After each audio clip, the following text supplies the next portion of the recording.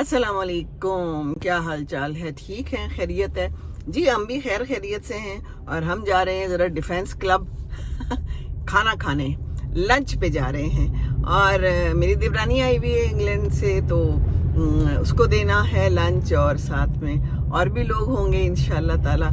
तो बस जा रही हूँ मैं और मैं अलग ही जा रही हूँ, क्योंकि मैंने कहा कि मैंने तो वीडियो बनानी होती है, तो मैं अलग ही ठीक हूँ। वजी को मैंने कहा कि आप बाद में आ जाए, मैं थोड़ा पहले निकल आई हूँ। देखिए ना, फिर जब कोई काम करना होता है तो फिर कितनी मेहनत भी करनी पड़ती है, उसके लिए अलग से एफर्ट भी करनी पड़ती है। तो बस मैं आ गई हूँ। अब देखिए मेन रोड पे आ रही हूँ, और मेन रोड पे आके इशारा देना बड़ा ज़रूरी है।